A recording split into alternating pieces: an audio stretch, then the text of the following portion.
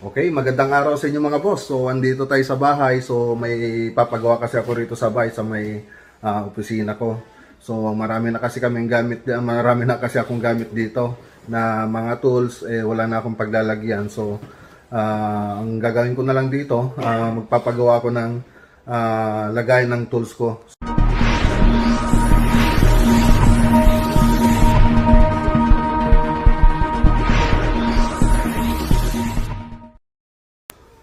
So dito yung lalagyan natin ng cabinet. So lagay ng ng cabinet, lagay ng tools ito. Tools cabinet po to ang ilalagay dito. So marami na kasing nakatambak dito dati na mga tools. So andito na sila ngayon. Andiyan na yung mga tools ko.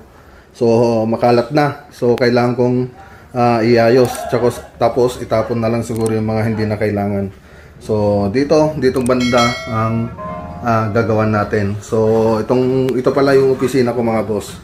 So bali dito, i-make over ko na rin ito. So ito alisin ko na to, yung pintura na yan, pure white na yan. Tapos itong lamesa, alisin ko na rin dito. Ang gagawin ko na lang, yung lamesa ko, naka-L na lang siya rito. Yan na lang para medyo mas maluwang na tingnan kasi medyo makipot na. Pag oras na nilagay natin yung andito, yung oras na nilagay natin yung ditong cabinet, yung lagay ng mga tools, siyempre kikipot na ritong banda. So ang gagawin ko rito, lalagyan ko na lang ito ng lamesa nakapix dito sa wall. Okay, so yung ang gagamitin pala natin ditong materials, marine laminated board. So andun na sila sa labas, tabas na rin sila. So tingnan natin mga boss.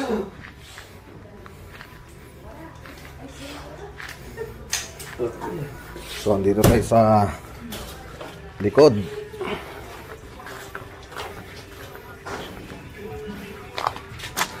So ayan na mga boss. So andito na sila mga boss, yung mga kasama natin sa trabaho. So si Foreman Bal ang didiskarte dito sa lagayan natin ng tools cabinet. So ito yung mga boss. So makikita nyo talagang malaki yung pinagawa kong lagay ng tools kasi marami tayong ilalagay dyan. So personalized na yan mga boss. So ito yung para yung marine laminated board. So double face siya, marine na siya. Tapos naka double face siya, back to back yung niya, ito mga boss. Para makita. Yan, back to back yung laminated niya mga boss. Ganito siya. Yan. Siyempre gagamit din tayo ng aging. Tapos wood screw na black screw na pointed. Yun ang gagamitin natin diyan na materials. So yung ginamit kong marine laminated board, matte white lang siya, hindi sa gloss, hindi sa makintab. So andito na yung mga materials natin, pati yung circular table saw. Siyempre meron din tayong circular saw doon na gamit. So kailangan din natin ng mga barena. Yan lang naman kailangan natin. So yung ibang tutorial ko, paki-check nyo na lang sa ibang video. So pinakita ko lang dito kung ano yung gagawin namin ngayon. So ayan na mga boss. So mamaya hindi ko na rin kasi naipakita ito kung paano nila tinabas. Siyempre ipinadaan lang namin dito sa table saw, yung mga yan. So madali lang naman yung pagtabas. Siyempre i-update ko na naman kayo sa susunod na araw o kaya mamayang hapon pagdating ko. So may iwan kasi sila kasi ako may lakad ako ngayon. So ipapakita ko na lang itong mamayang hapon kung ano yung mga natapos nila. Okay mga boss. So mamaya na lang ulit. Okay, second day natin dito sa bahay mga boss. So yung ginagawa natin dito yung office natin. So yung cabinet na tools cabinet ko natin, lalagyan na ng tools. Tapos yung susunod na gagawin nila dito, yung lamesa dito. Yan, lalagyan nila yan. So itong lamesa na to, alisin ko na yan kasi medyo kikipot na kasi rito. Oras na nilagay ko na yung banda ritong cabinet, yung lagay natin ng mga tools. Yan, bali na yan, kikipot na ritong banda. So hindi na to bagay rito mga boss pag ganon. So ang gagawin ko para medyo lumawang, ipipix ko na dito yung lamesa ko. sa wall. So yung nandito, na-assemble na nila. Tapos yung wire dito, kasi meron kaming ano dito, saksakan, pinalipat ko dun sa electrician, pinalagay ko ditong banda para hindi matakpan. Siyempre pag naglagyan na tayo dito ng ano, ng cabinet, matatakpan na yung saksakan natin doon. So pinalipat ko na lang dito. So yan mga boss. So mapapansin nyo dito, yung partition ko, drywall lang ito, gypsum board lang ito, itong partition ko dito sa loob ng kwarto. So yan. Tapos ipapakita ko yung natapos nila kahapon mga boss. Okay, so makalat pa rito sa bahay.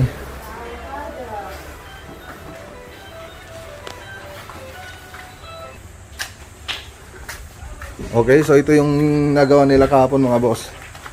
So na-assemble ko, makikita nyo talagang malaki siya. Talagang sinadya kong lakihan itong lagayan natin ng tools para magkasa yung ibang ilalagay natin dyan. Siyempre pag bumili pa ako ng ibang tools, siyempre baka mapuno na yan.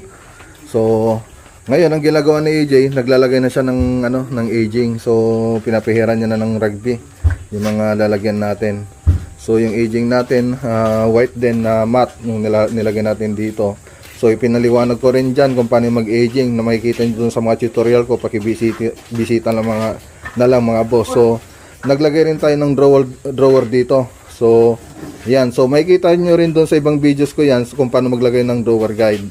So bisitahin nyo lang dun mga boss. So madali lang naman yan gawin. So ito yung natapos nila kahapon. Tapos si Paribal andun sa kabila. So mag-assemble din siya ng lamesa mamaya. So inaasikaso niya lang ibang kailangan dito. Kailangan doon sa isang natin sa gagawin doon. Naasikaso niya lang. Tapos mamaya i-assemble niya na yung lamesa sa loob.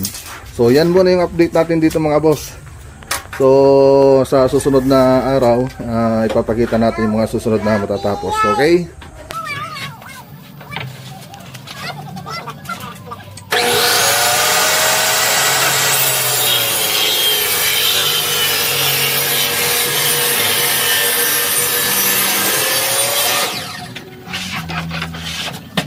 Okay, magandang araw sa inyo lahat mga boss. So, ipakita uli natin yung mga natapos nila sa ginagawa nating cabinet dito sa bahay.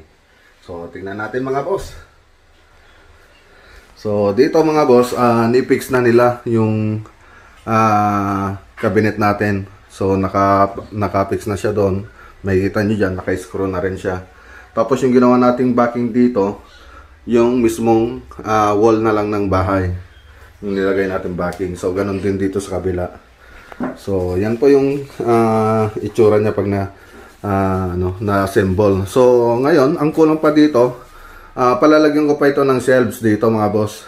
Lalagyan, pero pwede mong alisin yung ilalagay natin yung shelves dito. Di alis din siya. So magdadagdag tayo dyan, bawat isa. So removable yung ilalagay natin ditong shelves. So nalagyan natin yan, isa yan, dyan. So hindi siya nakapix. Bali removable yung ilalagay natin shelves yan. Tapos dito, ang lang dyan, ang kulang na lang dyan yung cover dito.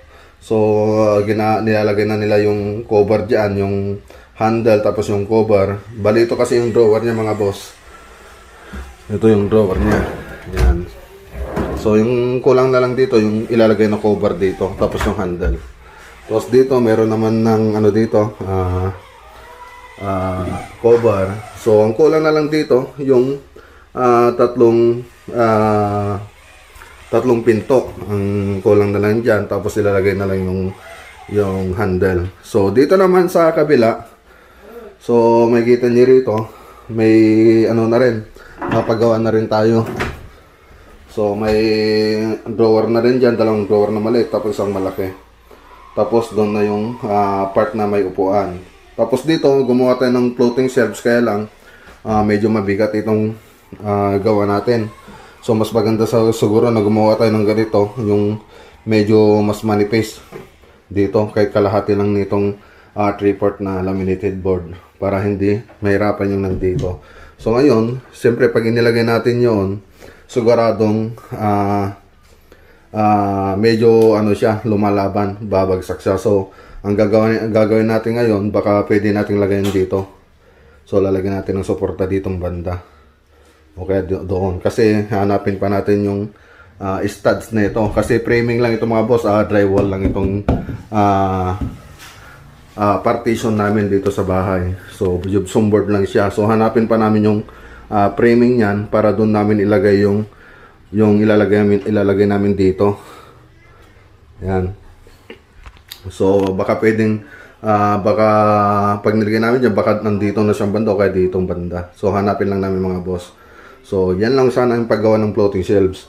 Ilalagay mo ito, tapos ilalagay mo ito dito pag nibarena mo na rito. Tapos ito naman yung isusuksok mo sana dyan.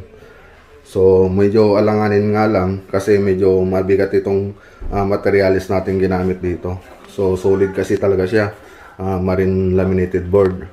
So ang kulang pa dyan, isa pang shelves dito, ay isa pang floating shelves sana rito, ditong banda. Lalagyan pa natin dyan. So ito na yung lamesa ko, tapos dito yung floating shelves na isa. So andun na yung ginagawa nila.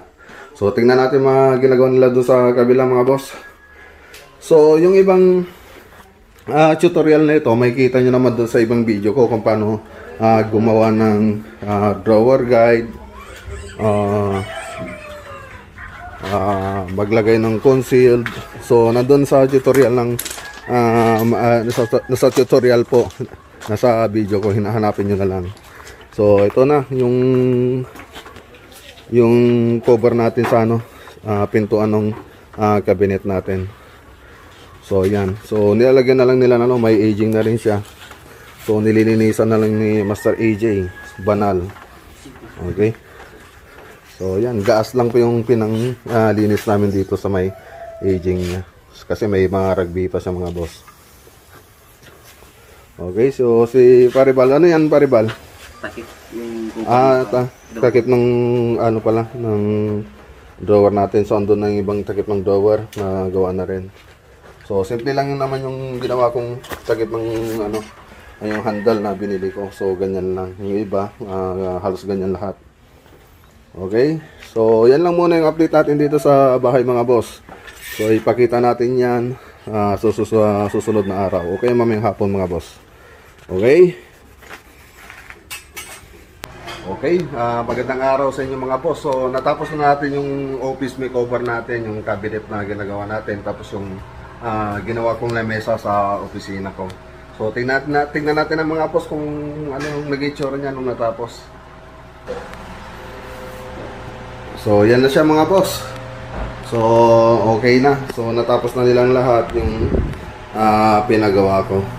So yan na, sinimplang ko na lang yung lamesa ko. Siyempre naglagay din ako ng shelves dyan para pag meron akong ilalagay na ibang dyan, papers, pwede kong ipatong dyan. Tapos siyempre maglalagay din ako ng dito, whiteboard ditong banda para doon ko na lang ilagay yung mga ibang schedule na ipipila natin sa mga project. So yan mga boss. So dito sa may lamesa, so hindi ko na nilagyan ng drawer dito mga boss. Hindi ko na nilagyan para hindi sagabal pag nilagay ko yung upuan dyan. So ito yung mga drawer mga boss, yan. So apat na drawer, tatlong drawer tapos isang malaki. Dalawang maliit tapos isang malaki yung ginawa ko rito. So yung paggawa nito mga boss, may tutorial po ako nito sa mga videos ko. So tingnan nyo na lang po kung paano gumawa, magkabit ng drawer guide para dito sa drawer natin. Tapos paglagay ng aging, meron din akong tutorial yan. Paki-check na lang dun sa paki-check nyo na lang dun sa videos ko. So pati yung paglagay ng concealed. So dito mga boss. Okay, so pati yung paglagay ng concealed, meron din akong tutorial dyan para dun sa paglagay ng concealed. So tignan nyo na lang dun sa mga videos natin mga boss. So dito nga pala mga boss, shelves lang yung ginawa ko rito. So meron din akong nilagay dito sa mga gitna. Siyempre medyo nagkulang tayo dun sa board. So kahit nilitan ko na lang para may so kulang pa pala dito. Sana meron pa sana yung ano dyan, siguro pag may project na lang, pag may tabas, ilalagay ko na lang dito. So itong nilagay natin conceal dito sa mga pagitan, so removable siya, pwede mo siyang alisin. So pwede tayong pwede natin alisin yan kung medyo malaking ilalagay natin. So ganun lang yan mga boss. Okay, dito sa sa kabila ito, so naglagay din ako ng sabitan. So siguro dadagdagan ko na lang yung sabitan dito sa gilid para may lagay ko yung mga pwedeng isabit dyan na tools gaya ng martilyo, mga metros. So pwede nating isabit dyan. So dito naglagay din ako dito ng shelves dito sa baba para sa iba pang ilalagay na tools. So maluwang itong ginawa nating tools cabinet na ginawa ko dito sa opisina. Siyempre naglagay din ako ng dito ng drawer. So 4 na drawer yung nilagay ko rito. So yan. So yan yung ginawa nating drawer. So dito sana malalagyan pa ng aging yan, kaya lang hindi ko na pinalagyan kasi naman na yan, nakatago naman. Pero pwede pa rin lagyan yan kung kaya lang nagkulang na tayo sa aging. So susunod siguro pwede nating lagyan yan mga boss. So yan dito. So yan ang mga boss. So dito sa baba may space tayo dito. Balak ko sanang padaanin yung baseboard dito sa baba para umikot. So sunod na lang siguro mga boss na ilagay yon. So yan yung kabuuan ng ginawa nating project dito sa bahay. So mamaya sasabihin ko kung ilan yung nagastos ko rito sa project natin dito sa bahay, sa opisina ko. So ayos muna kami ng mga gamit mga boss. Pagkatapos namin mag-ayos, usap ulit tayo mga boss. Okay? Okay mga boss, so nakapag-ayos na tayo ng gamit. So ipapakita ko ulit kung may itsura niya ngayon. Okay?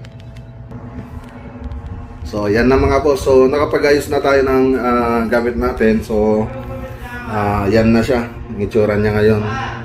So dito nilagay ko na rin mga schedule na gagawin natin. So makikita nyo dyan yung nauna, Hirona, Mabalacat, Mayantok, Bayangbang. So marami pa nakapila. So hindi ko pa nilista dito yung mga nagpa-schedule nung nakaraan.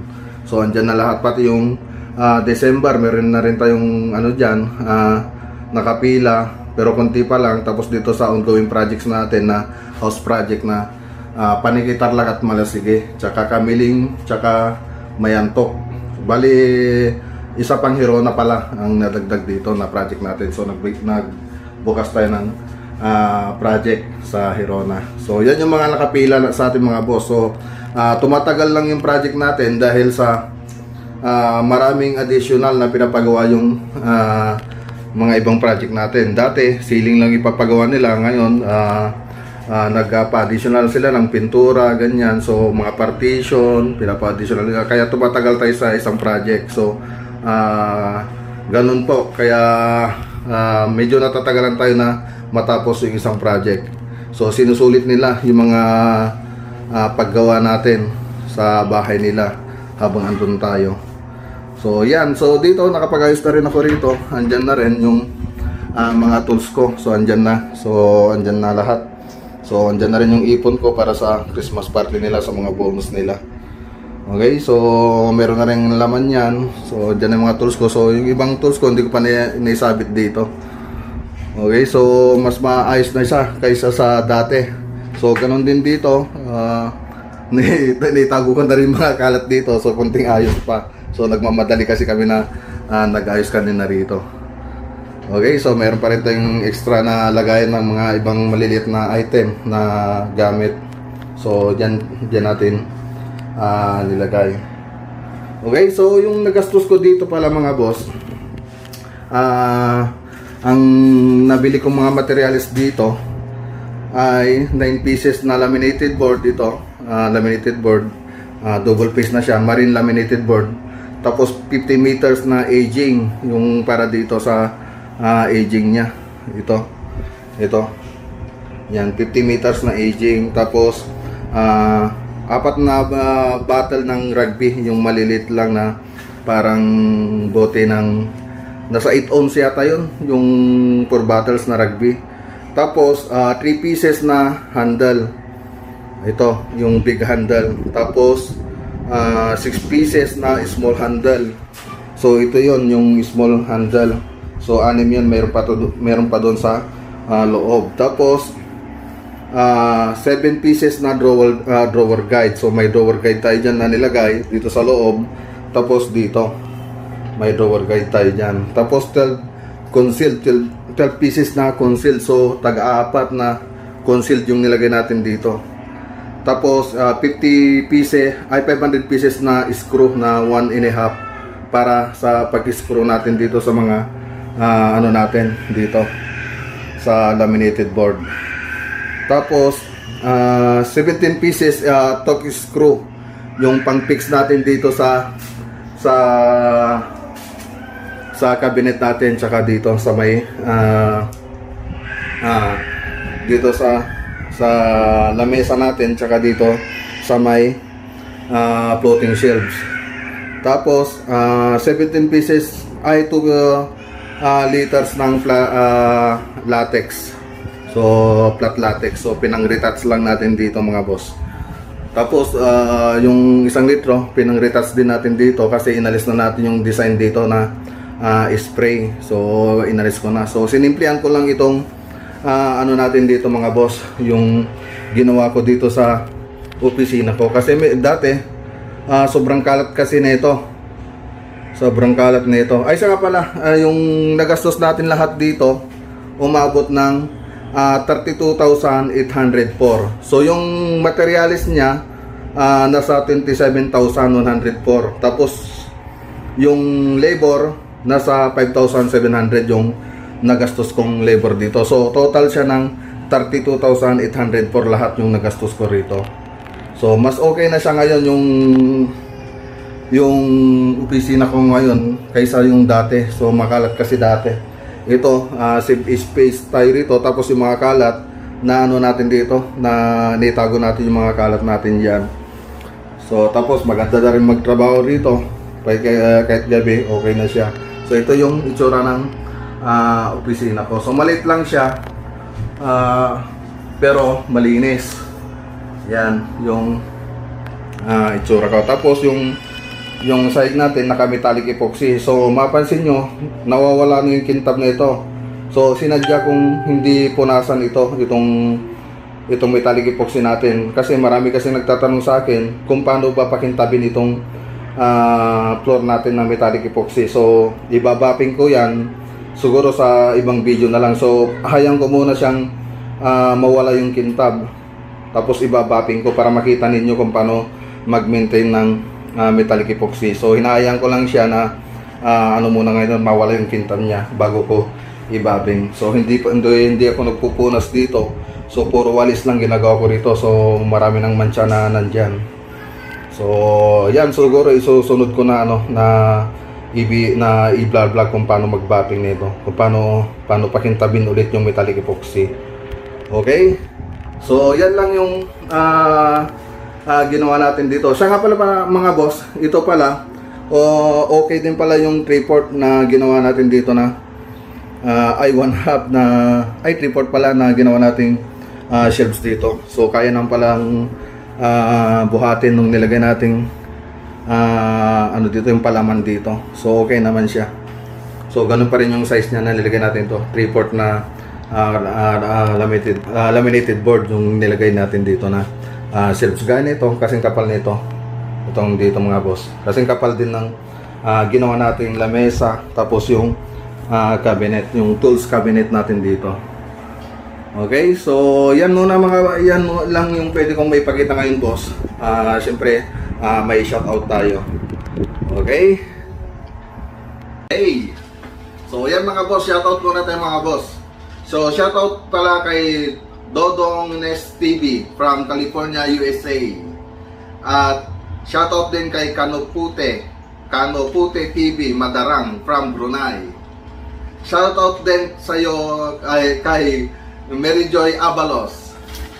At shoutout din kay Michelle Rivas from Vancouver, Canada. Shoutout din kay Ashley Nicole watching from Riyadh, Saudi Arabia. Shoutout din kay Alexandra Tanaka from Japan. At kay Tin Mix TV, Rochelle. At yung mga bagong subscriber din pala mga boss, ito yung mga bagong subscriber natin, si Tin Mix TV Rochelle at kay Robert Parcon. So shout out sa inyo mga boss. Okay, so yan yung video muna natin mga boss. Siyempre abangan natin yung ibang project natin dito sa Malasigi, yung house project natin sa Malasigi tsaka sa Paniqui Tarlac. So abangan natin yan. Tapos i-update natin yung mga yon. Siyempre i-update din natin yung mga project nating ceiling dito sa Kamiling sa Barangay Manacam. Tsaka yung project na ceiling natin dito sa Hirona Tarlac. So may in-open akong project dito sa Hirona Tarlac. Abangan nyo na lang yung nilagay kong design doon. So hanggang finishing siguro papagawa ni Ma'am sa atin yan hanggang sa pintura. Okay, so yan lang mga boss. Yung sa mga hindi pa nakapag-subscribe, subscribe na po kayo. Malaking tulong po yan sa katulad namin na nagsisimula pa lang dito sa YouTube. So, paki-support po natin yung Filipino vlogger. Kapwa natin Filipino vlogger. Yan mga boss, so malaking tulong po yan sa atin. Siyempre, paki-pindot na rin yung notification bell dito sa ating dyan sa baba at ilagay nyo sa all. Okay, para updated kayo sa mga bagong videos natin. So, hanggang dito muna yung video natin mga boss. Sana nakatulong yung video ito na magkaroon kayo ng idea lalo na sa mga nagpapagawa ng bahay dyan at gustong gumawa ng project. Okay? So, kita-kits tayo sa susunod na video. I-update natin ibang project natin. So, maraming salamat sa inyong lahat mga boss, sa inyong lahat at sa lahat ng nanonood sa atin lagi. Okay, maingat po tayo lagi sa sulok ng mundo, Luzon, Visayas, Mindanao at sa ilang sulok ng mundo. Ingat po tayong lahat mga boss.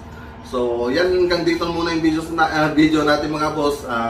Maraming salamat sa inyong lahat at God bless.